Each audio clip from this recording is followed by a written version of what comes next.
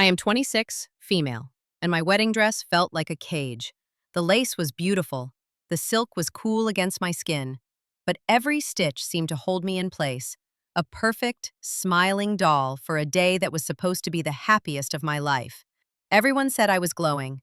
They said my fiancé, Mark, was the luckiest man alive. I believed them. I wanted to believe them. We were just minutes away from walking down the aisle. The organ music was a low hum vibrating through the floor of the small room where I waited. My father was practicing his speech in the corner. My mother was dabbing her eyes with a tissue. It was all perfect. Too perfect. Then my brother, Leo, slipped into the room. He looked pale, his suit suddenly seeming too big for him. He shut the door quietly, his eyes finding mine across the room. There was a frantic energy about him that immediately put me on edge. He walked straight to me, ignoring our parents. "Clara, I need to talk to you," he whispered. His voice was tight. My mother started to protest. "Leo, not now. She is about to go out." He held up a hand, his gaze never leaving my face. "Just for 1 minute. Alone." Something in his tone made my stomach clench. It was serious. My father nodded, gently guiding my mother out of the room. The door clicked shut, leaving Leo and me in a sudden, heavy silence. The organ music felt louder now, counting down the seconds. "What is it?" I asked. I tried to keep my voice light. "Did you forget the rings?" He shook his head, his hands clenching and unclenching at his sides. "Clara, you can't marry him." The words hung in the air between us. They made no sense. It was like he had started speaking a different language. I stared at him, waiting for the punchline, for him to break into a grin and say he was just trying to rattle me. But his expression was grim. "What are you talking about, Leo?" I said. "It's my wedding day. Stop joking." "I am not joking," he said. He took a step closer, his voice dropping even lower, as if the walls might be listening. "You can't marry him. He's still in love with Serena." Serena. The name was a ghost. She was Mark's ex-girlfriend from college. He had told me all about her years ago. Thing. Our entire relationship, the proposal, the planning, this very day. It couldn't be. "How do you know?" I demanded. My voice was shaking now. "You can't just say something like that without proof. Not today. Not now." He reached into his pocket and pulled out his phone. His hands were trembling as he unlocked it and navigated to a photo. He held it out for me to see. It was a picture of a text message exchange. I recognized Mark's profile picture. The other person's name was just a single letter. S. The message at the top of the screen was from Mark. It was time-stamped from the night before, from his bachelor party. The message read, "I wish it was you I was marrying tomorrow. Soon, my love. Just a little longer." I stared at the screen, the words blurring together. My breath caught in my throat. It felt like the floor had dropped out from under me. It was there, in black and white. Undeniable. The pet name. My love. The promise. Soon. It wasn't a memory of a past love. It was a current plan. I looked up at my brother, my eyes stinging with tears I refused to let fall. "Where did you get this?" "I saw his phone last night," Leo explained, his voice full of regret. "He left it on the bar when he went to the bathroom. It lit up with a message from her. I shouldn't have looked, Clara, but I had a bad feeling. I saw her name and I had to." I took a picture of the screen. A knock came at the door. "Clara, sweetie, it's time!" My father's cheerful voice called out. I couldn't move. I couldn't breathe. The perfect day, the perfect man, the perfect life I had imagined for us. It all shattered in that single moment. A lie. It was all a lie. I felt a surge of something hot and sharp cut through the cold shock. It was anger. Raw, burning anger. He was going to stand out there at the altar, waiting for me, ready to say his vows while promising another woman that our marriage was just a temporary obstacle. I looked at Leo, my resolve hardening. "Don't say anything to anyone," I said, my voice suddenly steady. "Let them think everything is fine." "What are you going to do?" he asked, his eyes wide with concern. "You plan." He had no idea who he was dealing with. Open the door for Dad. Tell him I'm ready. Leo hesitated for a second, then nodded slowly. He understood. He opened the door, and the bright, happy sounds of our wedding guests flooded the room. My father beamed at me. "Ready, my girl?" he asked, offering me his arm. I took it, my grip firm. "I am more than ready," I said, looking past him, down the hallway that led to the man who thought he had won. He was about to find out just how wrong he was. Walking down the aisle was the longest journey of my life. Every step felt deliberate, heavy. The faces of our friends and family turned towards me, all smiles and happy tears. They saw a bride. I saw a jury. My eyes were fixed on the end of the aisle, where Mark stood waiting. He looked handsome in his tuxedo, a confident smile on his face. From this distance, he looked like the man I thought I loved, the man who had held me and promised me a future. As I got closer, I could see his eyes. They were bright, expectant. He was playing his part perfectly. The loving groom, eagerly awaiting his bride. The hypocrisy of it made my blood run cold. He winked at me, a little private gesture we had. It used to make my heart flutter. Now, it felt like a slap in the face. My father placed my hand in Mark's. His skin was warm. He squeezed my hand gently. "You look breathtaking," he murmured, his voice low and intimate, for my ears only. I did not smile back. I just looked at him, letting him see the ice in my eyes. His smile faltered for a fraction of a second. Confusion flickered across his face. He probably thought it was just wedding day nerves. He had no idea what was coming. We turned to face the officiant. The traditional words began to wash over me. "Dearly beloved, we are gathered here today." I tuned it out. My mind was racing. How do I do this? What do I say? The plan I'd formed in that little room was simple. Expose him. But now, standing here, with hundreds of eyes on us, the reality of it was overwhelming. Was the moment I was supposed to say I do and seal my fate. This was the moment he was waiting for, the moment his plan would move to the next stage. I took a small breath. I could feel Leo's eyes on me from the front row. I could feel my parents' proud smiles. I could feel Mark's hand, still holding mine, confident and possessive. "No," I said. The word was quiet, but it landed in the silent church like a thunderclap. A collective gasp rippled through the guests. The officiant blinked, clearly thinking he had misheard. Mark's hand tightened on mine, his knuckles going white. "I am sorry, what was that, dear?" the officiant asked gently. I pulled my hand from Mark's grasp. I turned to face the guests, my voice ringing out, clear and strong this time. I said no. There will be no wedding today. Chaos erupted. Murmurs turned into loud chatter. My mother let out a small cry. Mark grabbed my arm, his face a mask of disbelief and fury. "What are you doing?" he hissed, his voice low and venomous. "You are embarrassing me. You are embarrassing us."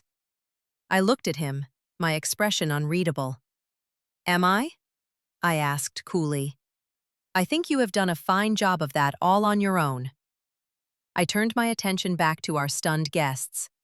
"I am so sorry to have brought you all here today on false pretenses. It seems the marriage I was preparing for was based on a lie." I saw my brother Leo stand up, ready to come to my side if needed.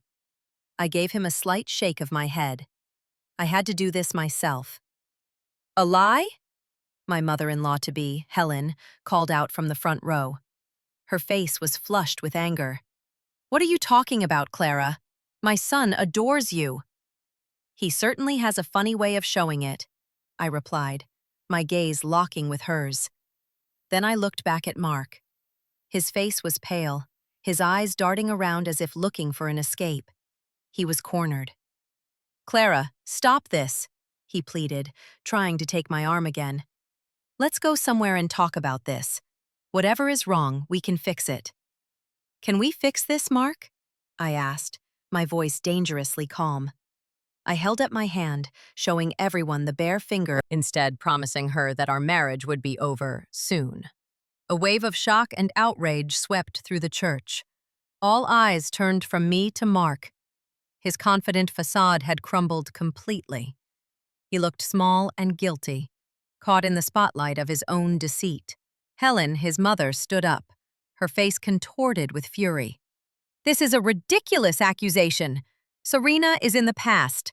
Clara, you are hysterical. You are ruining your own wedding over some jealous fantasy." "Is it a fantasy, Helen?" I challenged. "Ask your son. Ask him to show everyone his phone. Ask him to show us his texts from last night." Mark's eyes widened in terror. He instinctively patted his pocket, the gesture a dead giveaway. He knew what was on that phone. He knew I had him trapped. He looked at me, his expression shifting from panic to a desperate plea. "Clara, please," he mouthed silently. I just stared back at him, my heart a block of ice. He was not sorry for what he did. He was only sorry he got caught. He wasn't begging for my forgiveness. He was begging for my silence. He wanted me to swallow his betrayal and save his reputation. That was when I knew I had made the right choice. This wasn't just about a broken heart. It was about my self-respect. I had given him my trust, my love, my future. He had taken it all and planned to throw it away for someone else, all while smiling to my face. "There is nothing more to say," I announced to the stunned audience. I turned my back on Mark, on the altar, on the life we were supposed to have. I started walking back down the aisle, the same path I had just walked as a hopeful bride. Now I was walking away as a free woman. The guests parted for me like the Red Sea. Their faces were a mixture of pity, shock, and morbid curiosity. I didn't care. I held my head high. My wedding dress no longer felt like a cage. It felt like armor. As I reached the end of the aisle, Leo was there waiting for me. He put his arm around my shoulders. "I am so proud of you," he whispered. I leaned into him, the first wave of real, gut-wrenching pain finally hitting me. But underneath the pain there was something else, a flicker of supposed to take a happy couple to their reception. Leo sat in the front, occasionally glancing at me in the rearview mirror, his expression a mixture of pride and worry. My mother kept trying to hold my hand, but I pulled away. I did not want to be comforted. Comfort felt like pity, and I was too angry to feel pitiful. When we got back to my parents' house, I went straight to my childhood bedroom and locked the door. I tore off the wedding dress, letting it fall in a heap of silk and lace on the floor. I put on an old sweatshirt and a pair of sweatpants. I wanted to feel like myself again, not the character I had been playing. I sat on my bed, the silence of the room pressing in on me. The adrenaline from the church had worn off, leaving behind a hollow, aching void. The questions started swirling in my mind. How long had this been going on? Was it just emotional, or was it physical? What was the soon in his text supposed to mean? Was he planning to leave me right after the wedding? My phone started buzzing incessantly. Texts and missed calls from friends, from family, and of course, from Mark. I ignored them all. I did not want to talk to anyone. I needed to think. I needed a plan. Vengeance was a word that kept popping into my head, but it was not just about revenge. It was about justice. He had planned to ruin my life for his own selfish reasons. I needed to understand why. I needed to uncover the entire truth, no matter how ugly it was. After about an hour, there was a soft knock on my door. "Clara?" "It's me," Leo said. I got up and unlocked the door. He came in, holding 2 mugs of tea. He handed one to me. "How are you doing?" he asked, his voice gentle. "I don't know," I admitted, sinking back onto the bed. "I feel numb and stupid. How did I not see it?" "You are not stupid," he said firmly, sitting in the chair by my desk. "He fooled everyone. He fooled me, until last night. He is a good liar." "The best," I agreed bitterly. I took a sip of the tea. It was hot and sweet, and it grounded me a little. Tell me everything, Leo. Everything you saw. Everything you heard. He nodded. You picked up his phone. Yes, he admitted. He was distracted, talking to the bartender. I unlocked it. He still uses the same passcode he's had since high school, his old jersey number. It was stupidly easy. I opened their message thread. Clara. It went back months. Texts every single day, hundreds of them. My heart sank. Months. Not a recent relapse. A long, sustained deception. What did they talk about? A lot of I miss you and I love you. A lot of complaining about you. That stung. What did they say about me? Leo looked uncomfortable. He called you, demanding. He said the wedding planning was stressful. He told Serena you were pressuring him. He made it sound like you were this controlling monster and he was trapped. I scoffed, a humorless laugh escaping my lips. I was planning our wedding. Of course it was stressful, and I wasn't pressuring him. He was the one who wanted a big wedding. I wanted to elope. I know, Leo said softly. He was twisting everything. But that wasn't the worst part. The worst part was the talk about money. Money? I sat up straighter. What about money? My father had built a successful software company, and I had inherited a significant amount of money and stock when he sold it. I also had my own successful graphic design business. Mark worked in sales, and while he did well, his income was a fraction of mine. We had signed a prenuptial agreement at my father's insistence, but it wasn't ironclad. There were clauses about assets acquired during the marriage. They talked about your money a lot, Leo said, his expression grim. Serena was complaining about her financial situation. Apparently, her family cut her off after she dropped out of law school. She was struggling. Mark kept telling her to be patient. He said that once you two were married, things would get easier. A cold, sickening realization began to dawn on me. What did he mean by that? He was specific in one text, Leo said, his voice low. He told her that once the wedding was done and your finances were officially merged, he would be able to help her out. He mentioned the joint investment account you were planning to open. He told her that in 6 months, he'd have enough to set her up in a trust, my future.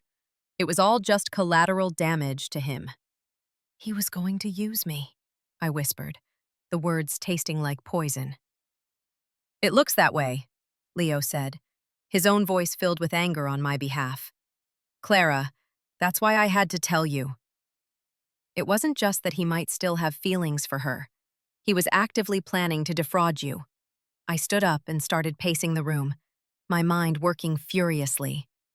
The humiliation in the church was just the beginning. He deserved more than just public embarrassment. He deserved to face real consequences for what he had planned. I need his phone, I said, my voice hard as steel. And I need to see their entire conversation, not just the picture you took. Everything. How are you going to get it? Leo asked. He's not just going to hand it over. He might, I said, a plan already forming in my mind. He thinks I'm a hysterical, jealous woman who overreacted. He thinks this is about my hurt feelings. He doesn't know that I know about the money. He's going to try to talk his way out of this. He's going to try to manage the situation. I picked up my phone and looked at the string of missed calls from him. He's going to want to meet. He'll want to explain. And when he does, I'll be ready. What are you going to do? I'm going to play his game, I said, my eyes cold. I'm going to pretend to be the heartbroken, confused woman he thinks I am. I'm going to let him believe he can still fix this. I'm going to make him feel safe enough to let his guard down. And then, I am going to get everything I need to burn his entire world to the ground. Leo looked at me, a flicker of concern in his eyes. He had never seen me like this. I had always been the peacemaker, the one who avoided confrontation. But that person was gone. She had died in that church, at that altar. The woman standing here now was someone new, someone who would not be a victim. Just be careful, Clara, he warned. Don't worry, I said, a grim smile on my face. I am not the one who needs to be careful anymore. I scrolled to Mark's name on my phone and typed out a message. Imploded. Good. He fumbled with his keys, his hands shaking. When he finally got the door open, he saw me sitting at the kitchen island, calmly sipping my coffee. He stopped in the doorway, his expression a mix of relief and apprehension. Clara, he said, his voice hoarse. Thank you for agreeing to see me. I did not say anything. I just stared at him, my face a carefully constructed mask of sorrow and confusion. I needed him to believe I was fragile, that I was overwhelmed by heartbreak, not by rage. He took a step inside, closing the door behind him. Can we please talk about this? What happened back there? It was a nightmare. You completely blindsided me. Did I? I asked, my voice soft and trembling. I had practiced it in the car. I think you are the one who blindsided me, Mark. He walked closer, his hands held up in a placating gesture. Look, I know you are upset, and you have every right to be. What you think you know, it's a misunderstanding. A huge misunderstanding. A misunderstanding? I repeated, my voice cracking on cue. You sent a text to your ex-girlfriend, telling her you wished you were marrying her. How is that a misunderstanding? He winced. You saw that? How? He looked genuinely baffled, which confirmed that Leo's theory was right. He had no idea how I knew. Does it matter how I saw it? I countered, letting a tear roll down my cheek. I wiped it away impatiently. It only matters that you sent it, that you lied to me. For how long, Mark? How long have you been lying to me? This was the moment. I was giving him the chance to confess, to spin a story. I knew he would choose the path of least resistance, admitting to an emotional affair while hiding the financial plot. He sighed heavily, running a hand through his disheveled hair. He looked exhausted and defeated. It was a masterful performance. Okay, he said, pulling out a chair and sitting down opposite me. You deserve the truth, the whole truth. I waited, my heart pounding with anticipation. It's true that Serena and I have been talking, he began, his eyes fixed on the table between us. He could not look at me. It started a few months ago. She reached out. She was having a hard time, a really hard time. No, suffocated. Talking to Serena was an escape. It was stupid, it was a mistake, but it never went further than texts, Clara. I never saw her, I never touched her. It was an emotional affair and I am so sorry. I was weak and I made a terrible mistake. He reached across the table trying to take my hand. I pulled it back. He had confessed to exactly what I expected him to. He was painting himself as a weak, confused man who had made a foolish error, not a calculating criminal. He was trying to minimize the damage, to frame it as something we could work through. I love you, Clara, he said, his voice thick with emotion. Only you. The text last night, I was drunk. It was stupid sentimentality. It didn't mean anything. I was going to end it with her right after the wedding. I was going to block her number and never speak to her again. You have to believe me. I wanted to laugh in his face. It was such a perfect, self-serving lie, but I held it in. I needed to keep playing my part. How can I believe you? I whispered, looking down at my hands. You've been lying to me for months. Everything feels like a lie now. It's not, he insisted. Let me prove it to you. I will do anything. I will call her right now, with you here, and tell her it's over. I will delete her number. I will show you everything. My heart leaped. This was my chance. It was more than I could have hoped for.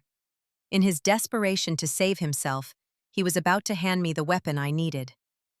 You would do that? I asked, my voice small and hopeful. Yes, of course, he said immediately. He pulled his phone out of his pocket and placed it on the table between us. Here, you can watch me do it. I have nothing to hide. It was a bold, risky move on his part. He was banking on the idea that I would be satisfied with him deleting her number, that I wouldn't think to look deeper. He was underestimating me. He had always underestimated me. No, I said, shaking my head. Don't call her. I don't want to hear her voice. And just deleting her number isn't enough. How do I know you won't just add it again tomorrow? He looked frustrated. Then what, Clara? I saw. He stared at me, his jaw tight. I could see the calculations happening behind his eyes. He was weighing the risks. Finally, after a long, tense silence, he let out a defeated sigh. Okay, he said, pushing the phone across the table towards me. Okay, you can look. But please, Clara, remember that I was confused. I wasn't myself. None of it was real. What we have, that's what's real.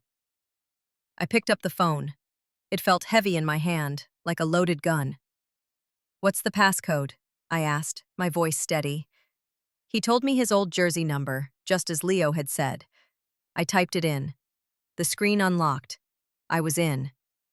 I did not look at him. I kept my eyes on the phone. I need some time, I said. I need to read this alone, and I need to think. Clara, can't we just talk through it? He pleaded, clearly panicked at the thought of me going through his phone without him there to spin what I was seeing. No, I said firmly. You lied to me for months, Mark. You owe me this. You can wait outside, or you can leave, but I am not having this conversation with you hovering over my shoulder. He hesitated, looking like a cornered animal, but he had no choice. He had offered the phone as proof of his honesty. He couldn't snatch it back now without revealing his hand. Okay, he said, his voice strained. I'll go get some air. I'll be back in a little while. Please, Clara, just try to understand. He stood up and walked to the door. He paused with his hand on the knob, looking back at me one last time. I love you, he said again. I didn't answer. I just watched him leave.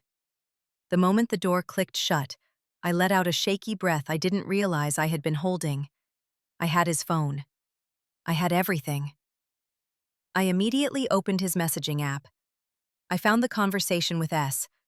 My hands were shaking, but not from sorrow.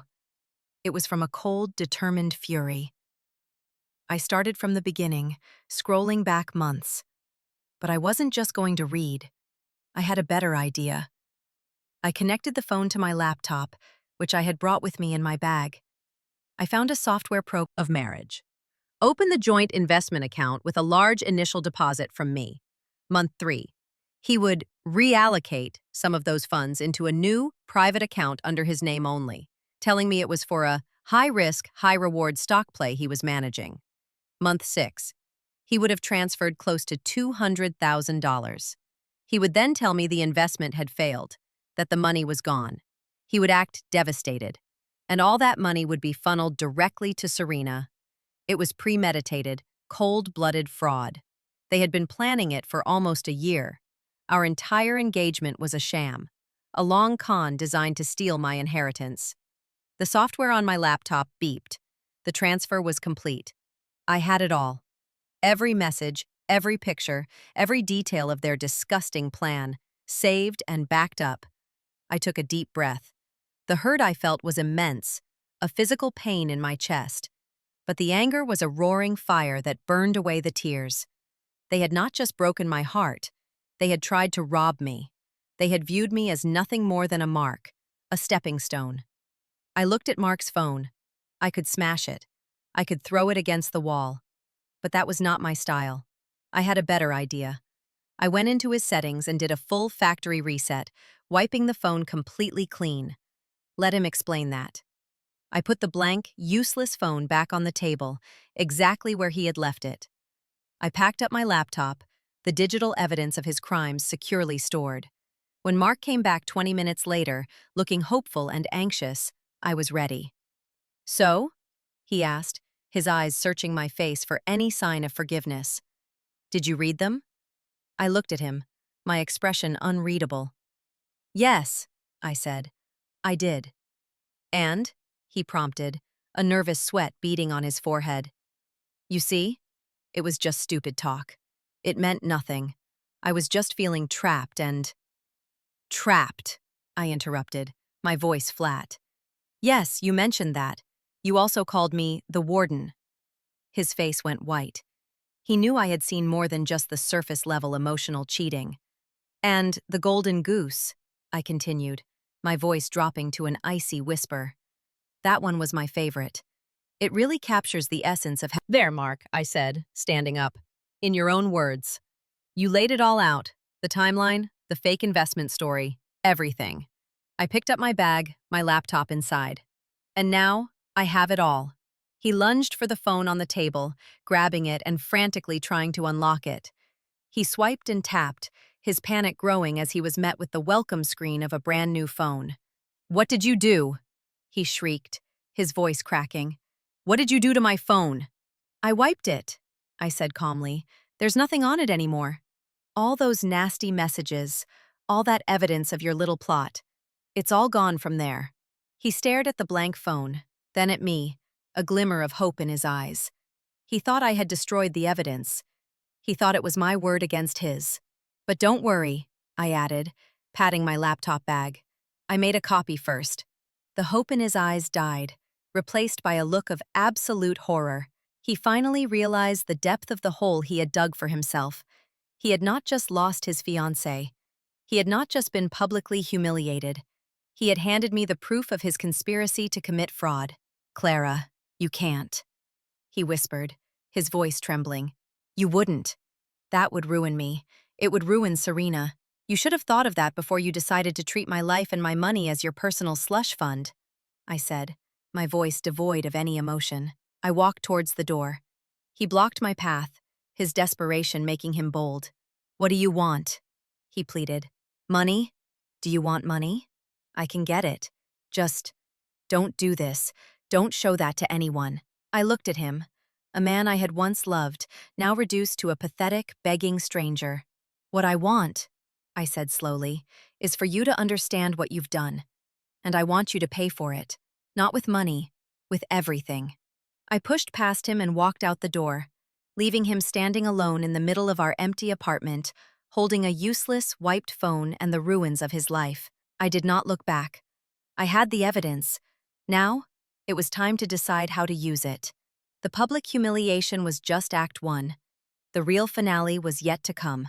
I went back to my parents' house, my mind a whirlwind. Up. Clara, he said, his voice heavy with concern. Are you all right? Your mother is worried sick. I'm not all right, Dad, I said, sitting in the chair opposite his desk.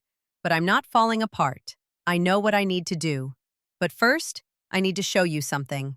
I took out my laptop, opened the file containing the archived texts, and turned the screen towards him. I want you to read this, I said. This is why I called off the wedding. He put on his reading glasses and leaned forward. I watched his face as he scrolled. His expression shifted from confusion to anger, then to a quiet, simmering rage that I recognized all too well. It was the look he got when a business deal went sour, when someone tried to cheat him. He read in silence for nearly 20 minutes, absorbing the full scope of Mark and Serena's plan. He read their mockery of our family. He read the details of the fraud they intended to commit. When he finally looked up, his eyes were hard. The prenuptial agreement, he said, his voice dangerously low. He knew about the joint asset clauses. We went over it with him. He was planning this from the moment we discussed it. It seems so, I said. This is more than just infidelity, Clara, he said, his mind already working, analyzing the angles. This is conspiracy to commit fraud. This is a criminal matter. I know, I replied, and that's why I need your advice. What do I do with this? I gestured to the laptop. Do I go to the police? My father steepled his fingers, thinking. We could, he said slowly, and we might. But a police investigation can be slow, and the outcome is uncertain. A criminal case might not give you the satisfaction you deserve. These things can get bogged down in legal technicalities. He could get a good lawyer and claim it was all just talk, fantasy. It might be hard to prove intent before the crime was actually committed. So what do you suggest? I asked. A cold smile touched his lips. It was a look I had seen him give business rivals just before he outmaneuvered them. There are other ways to achieve justice, he said. Mark's career is in sales, correct? At that big tech firm downtown? Yes, I confirmed. A man in his position relies on his reputation, my father continued. Trustworthiness, integrity. And what about the money he was after? I asked. That's the beauty of this, my father said, a glint in his eye. We don't need to get it back, because he never got to take it. But we can make sure he pays. We can use this evidence not as a sword to send him to jail, but as a shield to protect you, and as a lever to dismantle his life. He picked up his phone. I'm going to make a call, he said, to a friend of mine, a very good, very discreet lawyer who specializes in reputation management.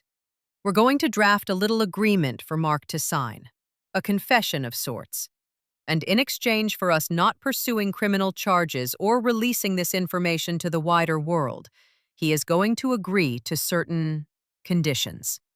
What kind of conditions? I asked, intrigued. Oh, I think we can get creative, my father said with a grim smile. First, he will repay every single penny spent on this wedding. The venue, the caterers, the flowers, your dress, everything. Second, he will write a formal letter of resignation from his job, citing personal ethical failings. We will decide when and how that letter gets delivered. Third, he will sign a legally binding document, a non-disclosure agreement of sorts, but in reverse. It will state that he can never contact you, me, or anyone in our family again. If he does, this evidence, he tapped my laptop, goes public. It was brilliant. It was not just punishment, it was a complete and total severance. It would cripple him financially, destroy his career, and erase him from my life, all while holding the ultimate threat of total annihilation over his head. And Serena? I pushed. Her part in this is documented, my father said. We'll handle her separately. Mark's confession will implicate her. Once he is dealt with, we can approach her. I imagine she will be very motivated to disappear quietly once she understands the consequences. I felt a wave of relief. This was the right path. It was strategic, it was controlled, and it was devastating. It was the kind of justice my father had taught me about in his business dealings. Not loud and explosive, but quiet, precise, and absolute. Okay, I said, my voice firm. Let's do it. The next 48 hours, clause was the most brutal. If he violated any term of the agreement, we were free to release the entire unredacted text history to his employer, his family, and a list of media contacts Diana had at her disposal. He will sign it, Diana said with quiet confidence, placing the printed documents into a sleek leather briefcase. Men like this are fundamentally cowards. Their bravado is a front. When faced with guaranteed, total destruction, they will always choose the path that allows them to salvage some small scrap of their life, even if it's in ruins. The meeting was set for the following afternoon, at Diana's intimidatingly sterile downtown office. Diana's assistant summoned Mark. We gave him no information, only that a legal matter required his presence. He would be walking in blind. I chose my outfit carefully. Not a power suit, not a dress. I wore simple jeans and a plain black sweater. I wanted to look like myself, the woman he had underestimated. I wanted him to see that he had not broken me. When he was shown into the conference room, he looked even worse than he had at the apartment. He was unshaven, his eyes were hollow, and he radiated an aura of pure panic. He saw me first and flinched. Then he saw my father, his expression hardening with a new kind of fear. Finally, his eyes landed on Diana, sitting at the head of the table, the leather briefcase in front of her. He knew he was in trouble, but he had no idea how much. "Mark, thank you for coming," Diana said, her voice smooth and professional. She did not offer him a seat. She let him stand there, awkwardly, in the center of the room. "My name is Diana Sterling. I am representing Clara and her father. We have a document here that we need you to review and sign." She opened her briefcase and slid a copy of the agreement across the vast mahogany table towards him. "Please take your time to read it carefully." Mark picked it up, his hands trembling. I watched his eyes move across the first page, where his and Serena's plan was laid out in excruciating detail. The color drained from his face. He swayed slightly, as if he might faint. He looked up at me, his eyes wide with disbelief and terror. "You can't do this," he whispered. "Oh, wedding. It was so expensive. I can't pay it all back." "You will find a way," my father said coldly. "Sell your car. Sell your furniture. Take out a loan. I don't care how you do it, but you will pay back every cent. Or the alternative is that we file a police report for conspiracy to commit fraud, and we send a copy of this." He tapped his own copy of the agreement, "along with the full text history, to the CEO of your company. I happen to have his personal email address. I am sure he would be very interested to learn about the ethical character of his star salesman." Mark stared at him, the reality of his situation finally sinking in. He had no moves left. He was in checkmate.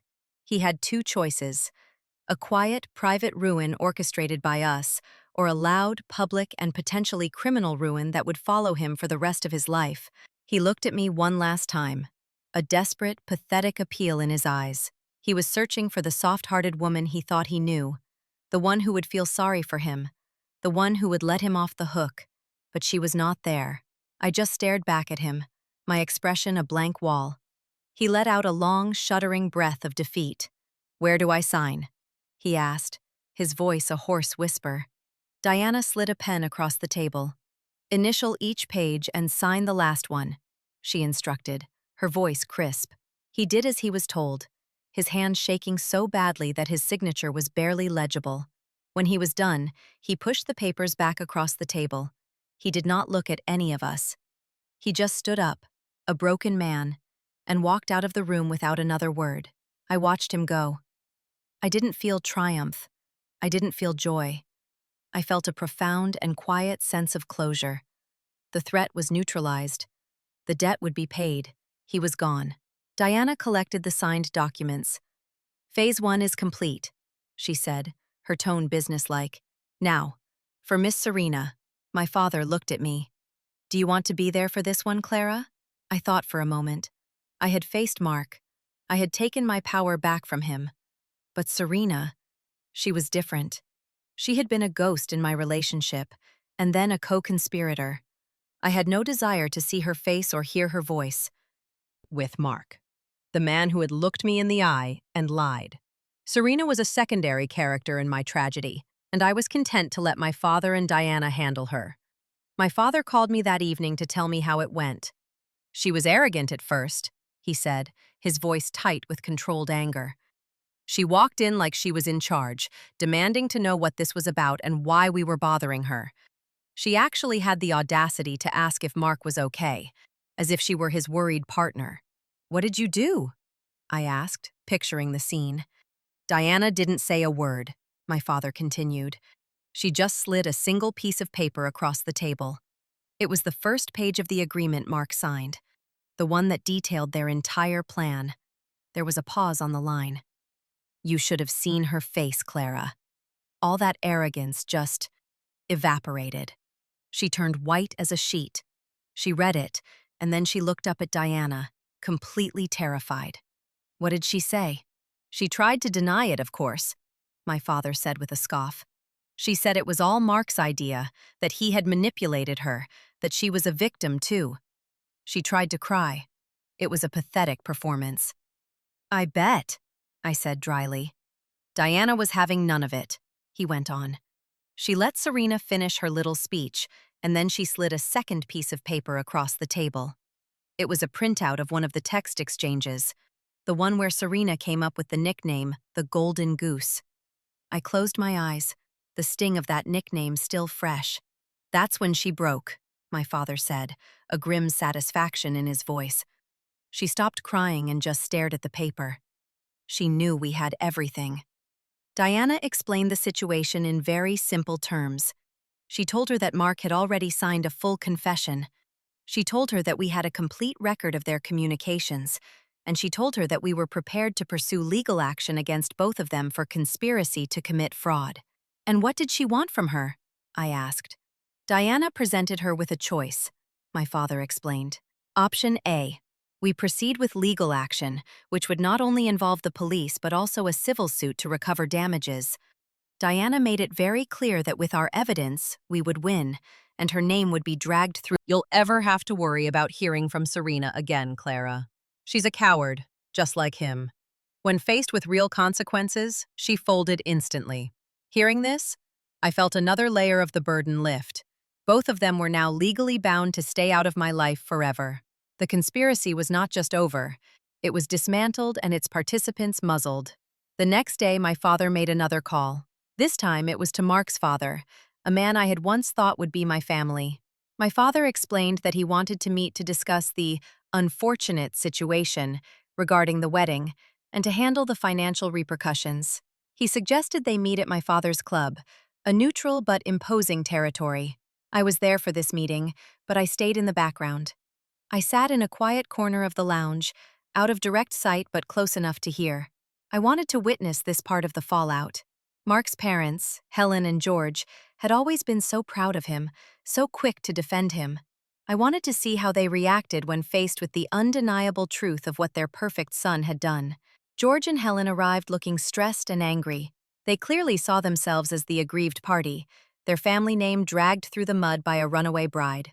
"Robert," George said to my father, his tone stiff and formal. "I'm glad we could meet. This whole situation has been a disaster. We are just as embarrassed as you are." For Clara to do that, at the altar, my father held up a hand, cutting him off. "George, before we go any further, there is something you need to see." He did not produce the full agreement. That was too inflammatory. Instead, he had a single page, a summary of the facts, drafted by Diana. It stated calmly and factually that the wedding was called off due to the discovery of Mark's ongoing affair with Serena and his detailed plan to defraud me of a substantial amount of money post-marriage. It mentioned that Mark had admitted to this in a signed legal document. He handed the paper to George. Helen peered over her husband's shoulder to read it.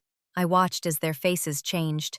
The self-righteous anger drained away, replaced by shock, and then a deep, unmistakable shame. Helen put a hand to her mouth, her eyes wide with horror. George read the page twice, as if he couldn't believe the words. "This can't be true," George said. George looked utterly defeated. The pride he had always carried in his son was gone, replaced by a crushing humiliation. What happens now?" he asked. "Mark has agreed to repay the full cost of the wedding," my father stated. "I have an itemized list here." He slid another piece of paper across the table. "It comes to just over $97,000. George winced at the number. "He doesn't have that kind of money, Robert." "I am aware," my father replied, "which is why I am talking to you. This debt was incurred under the assumption of a union between our families. While the fault lies entirely with your son, the dishonor of it splashes onto all of us. I am offering you a way to settle this quietly and with a shred of dignity." He was giving them a chance to clean up their son's mess, to buy their way out of a deeper public humiliation. George looked at the list, then at his wife, then back at my father. He was a proud man, and I could see the war going on inside him. But in the end, family pride won out. "We will cover it," he said, his voice heavy. "We will pay the debt. It's the least we can do. And there is one more thing," my father said. He slid the pre-written resignation letter across the table. "This is Mark's resignation from his job. He has already signed it. It needs to be delivered to his company's HR department by the end of the week." George stared at the letter. This was perhaps the bigger blow. His son's promising career, gone. "You're destroying him," he murmured. "No, George," my father corrected him gently. "He destroyed himself. We are just managing the demolition." The meeting ended soon after.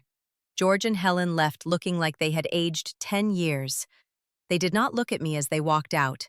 They could not meet my eyes. The proud, condescending in-laws-to-be were gone, replaced by the shamed parents of a con man.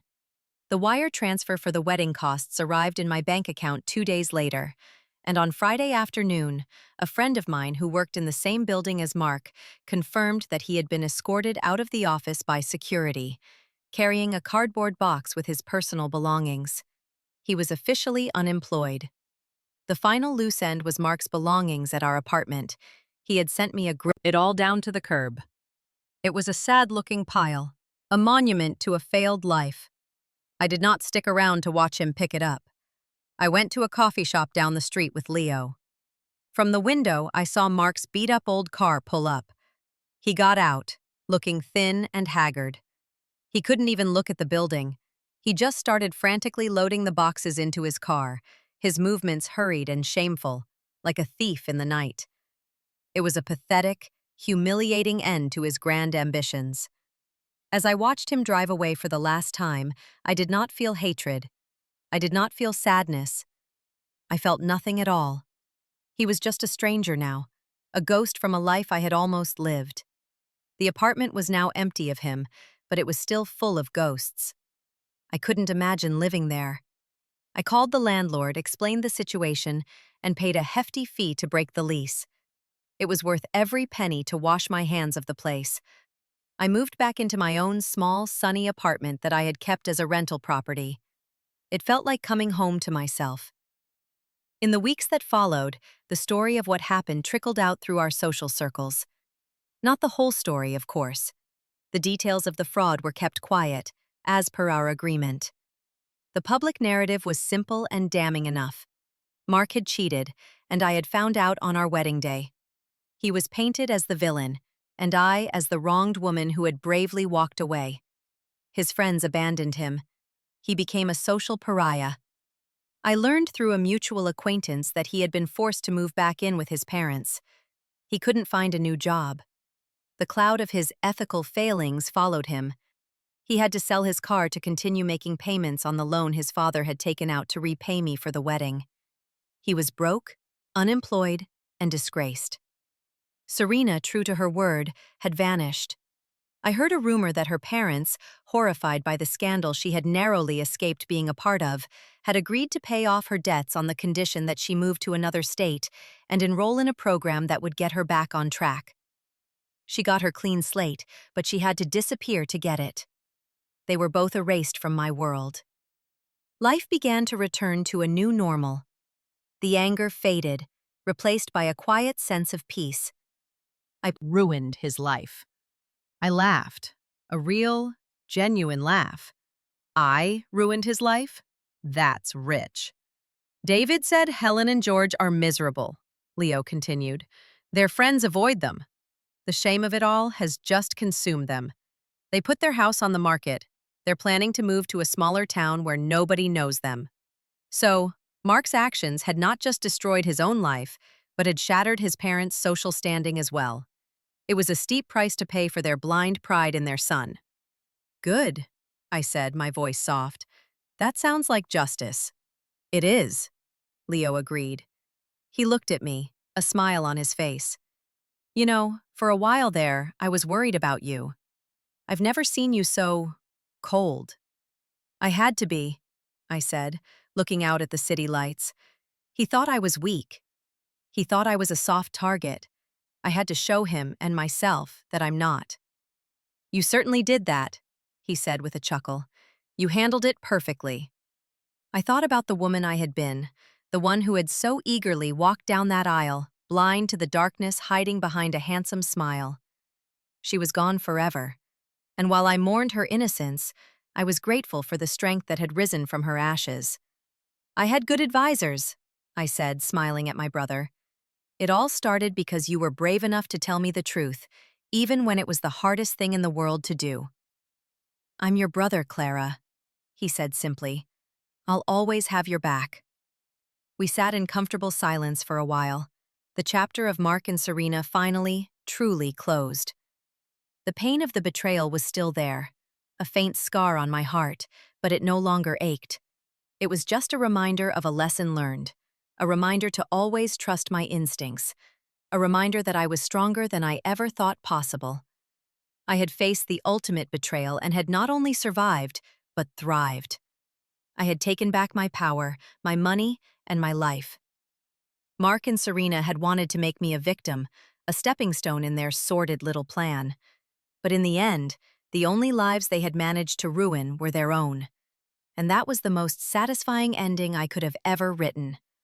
The golden goose was free, and she was never going, not as a freelancer, as a partner. It was a huge step, a level of professional trust and responsibility I had always dreamed of. Before, I might have hesitated, worried about mixing family and business, or feeling like I hadn't earned it. But the new Clara, the one forged in the fire of betrayal, didn't hesitate. "I'm in," I said without a second thought. "But I have conditions. I want full creative autonomy and a stake in the company that reflects that." My father beamed, a proud smile spreading across his face. "I wouldn't have it any other way," he said. "This is what I always hoped for you, Clara, to see you recognize your own worth." Working alongside my father was incredible. We were a good team. His business acumen and my creative vision complemented each other perfectly. The incubator, which we named Phoenix Ventures, took off faster than either of us could have imagined. I was working harder than ever, but it was fulfilling. It was mine. I saw Diana, the lawyer, for lunch a few times. She had become something of a mentor to me. During one of our lunches, she gave me an update. "I received a payment from George and Helen last week," she said, sipping her iced tea. "The final installment on the loan they took out to cover the wedding costs. The debt is officially settled." "So they paid off nearly $100,000 in less than a year," I mused. "That must have hurt." "I believe it necessitated the sale of their home," Diana said matter-of-factly. "They've relocated to a retirement community a few states over. A significant downgrade from their previous lifestyle." "And Mark?" I asked, the name feeling distant and foreign. "As far as my information goes, he is still unemployed and living with them," she replied. "The resignation under a cloud of ethical failings has made him virtually unemployable in his field, and without his father's connections in the city, he has very few prospects." So he was trapped. A man in his late 20s, living with his disgraced parents in a retirement community, his career in ashes, his reputation destroyed. It was a prison of his own making, far more effective than any jail cell. Life moved on. The story of my non-wedding became a piece of my history, not my identity. I looked at the smiling faces in the photos, the happy couple who had no idea what was coming. I felt a pang, not of love or loss, but of pity for the naive young woman I had been. She had wanted to believe in the fairy tales so badly that she had ignored the warning signs. There was a photo of Mark with his parents, Helen and George, at a family barbecue. They were all beaming, the picture of a proud, happy family. I thought about where they were now. Their perfect family portrait shattered, their pride turned to shame, their comfortable life dismantled. All because of the greed and deceit of their golden boy. I thought about Serena, a woman so desperate for financial security that she was willing to build her future on the ruins of another woman's life. I wondered if she was happy, living in a new state with her debts paid off. She had gotten what she wanted, in a way, but she had to erase her own life to get it. She was a ghost, living in self-imposed exile. And then I thought about me. I had lost a future I thought I wanted, but I had gained so much more.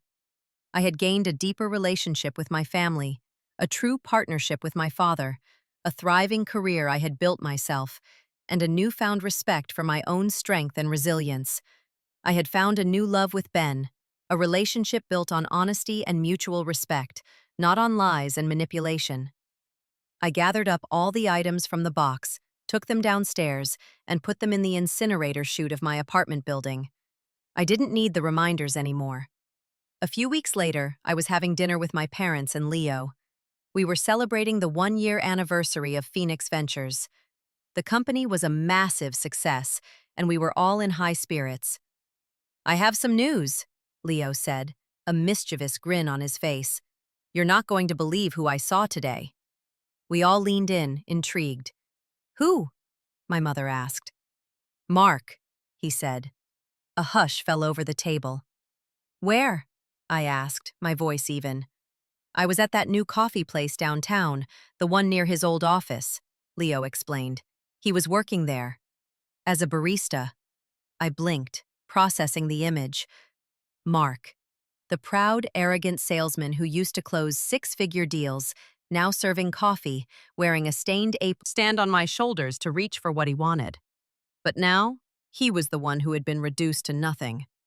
broke, humiliated, serving coffee to people who probably made in a day what he now made in a week. It was a fitting, pathetic end. I thought about the text message that had started it all. I wish it was you I was marrying tomorrow. Soon, my love. Just a little longer. He had been so sure of his plan, so confident in his ability to deceive me. He and Serena had been waiting for their soon, the moment they could start their life together, funded by my money. But their soon never came. Instead, my soon had arrived, a future free from lies, a career I was passionate about, a family that had my back, a new love that was real. I raised my glass of champagne. To consequences, I said, a small, satisfied smile on my face. My family raised their glasses to meet mine. To consequences, they echoed. As the glasses clinked, I felt a final, profound sense of peace. The story was truly over.